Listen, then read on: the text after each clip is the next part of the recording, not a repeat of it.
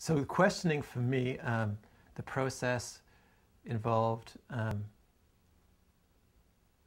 really one of the key things for me was Western philosophy. So Western philosophy, which I was introduced to by this, never had paid attention to it by this particular teacher. Western philosophy sort of took a rigorous kind of questioning approach to what we can know. So the whole field of epistemology, how we know what we know, became a crucial field for me. It's if we know that something is true, how do we know that it's true? How can we verify that it's true? And of course, science has its own way, but then how do we verify what science says is true? Now, if science has this sort of closed loop, it says, you know, it's the only avenue to truth. There's nothing true outside of science. Well, that actually can't be verified by science. So there are the claims of science can't be verified by science. Actually, you can take the scientific method, take that kind of inquiry to science, and look at it, but you can't actually use a scientific method. It's this self-fulfilling prophecy, basically, is what a scientific method is.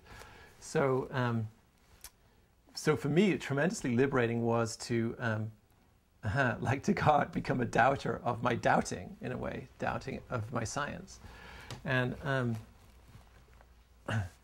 so that started to punch holes in this belief system that I carried with me. And once I started to punch holes in it, then I started to get excited.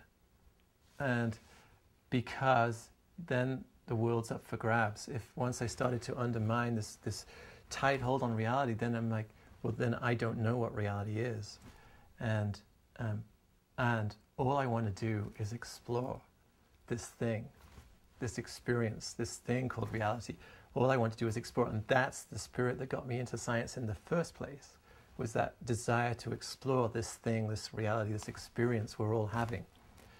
So, so I started to, once I realized that this worldview, scientific worldview, actually isn't consistent, and there are holes in it, and it really doesn't have a hold on reality, then there was a tremendous excitement and passion for further exploration that came to me. And then the question is, well, if it's not through science, then how do you explore?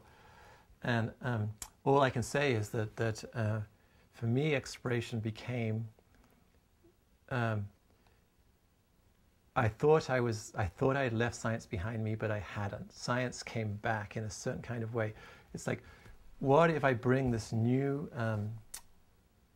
vision that I have, that reality is bigger than science? What if I bring that to science? What do I start to see in science? What happens if I bring this inner self to the experience of science, or to the ideas of science? What happens if I make those two meet? What do I see? And so I got to be very curious about certain aspects of science that I felt were crucial.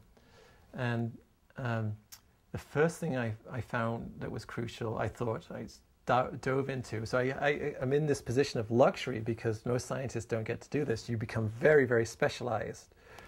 And you don't get to go and study what these guys over here do or those guys over there do. But I became curious about neuroscience. So I'm like, what's going on in this field of neuroscience? I'm going to study this and see what I can get out of. You know, it's like, can I sort of glean what's going on with them, what they're doing?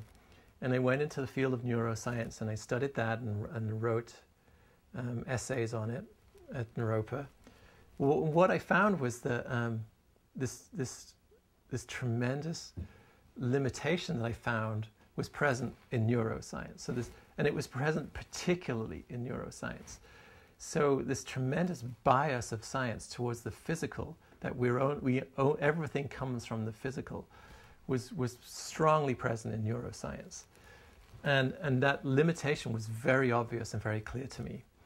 And that in neuroscience, they have this thing called the hard problem. The hard problem is to explain why we have subjective experience. I mean, they can see why we have why we work as a machine, or how all the machine works. They can sort of see, in principle, they can see how that works. But the subjective experience part, you know, why do we have this subjective experience of red? seeing red. Or that's a simple example because subjective experience goes way beyond that. So the hard problem has, of course, not been solved, and never will it be solved by neuroscience as it currently stands. They will never be able to find consciousness in the brain. I became very convinced of this. They'll never be able to find consciousness in the brain. They'll never be able to find out why we have subjective experience, because it's not in the physical. It doesn't come from the physical. It's not in that domain. It's like you're looking with the wrong pair of glasses on to see something, so you won't be able to see that thing.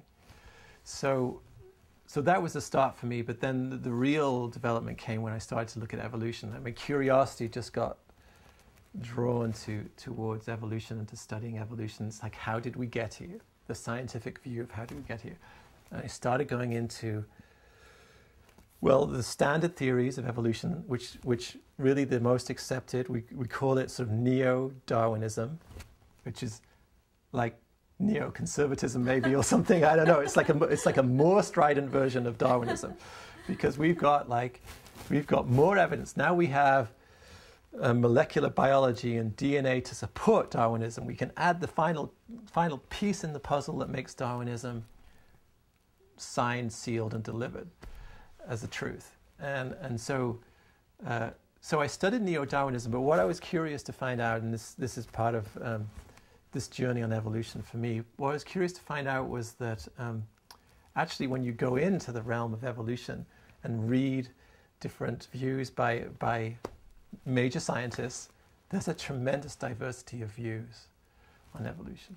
So it's not when they join forces and face their opponents, such as the creationists, they try and present as a unified front. It's almost like there's this one story, and we don't want to show any chink in this view. But when you're actually in them, amongst them, there's this diversity of views. So one of the first things that I started to wonder about was, why the diversity of views? I mean, if we all have the same set of data, the evidence of evolution is laid out there on the table in front of us in whatever way. Ross has his case of facts. He opens his case of facts. Well, what theory do we make? Well, the answer is 10 different scientists look at that case of facts, and you get 10 different theories. Now, there may be similarities amongst those theories, but you definitely get variety, and you get significant variety in the theories that scientists make. I'm like, that can't be. I mean, if science really is what we say it is, then we ought to be coming to the same conclusion, but we actually come to very different conclusions. One guy over here says something very different than the other guy over here. And so there's all this latitude. And what does that latitude depend on? Why does this scientist come up with a different view of evolution, a different theory, a different mechanism or whatever than this one over here? And the answer is because the scientists have subjective selves. The scientists are human beings. They're individuals. They are bringing themselves to this data, and they see their view of it. It's unavoidably tinted or changed or colored, or what they see. It has to do with who they are. And I started to arrange these ideas about evolution on a developmental scale. So I'm like, well, we've got developmental theory over here, Piaget or whatever. It's like, where can these ideas like slot into a developmental scale? Is this a very young idea and this is a more evolved idea? And I actually found that they were, that I think you can place scientific ideas on a developmental scale.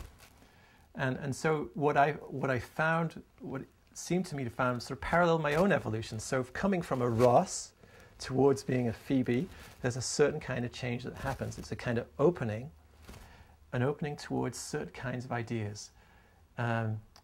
Ideas obviously beyond the physical, mechanistic view. And the key idea in evolution was this idea of telos, right? Teleology. So is evolution going somewhere? Now, the hardcore neo-Darwinists, evolution's a random process. It's not going anywhere. It's just a random process. It could go in any direction. So they cannot ever allow the fact there could be a directionality to evolution, because that would destroy their worldview. Even the slightest chink would destroy their worldview.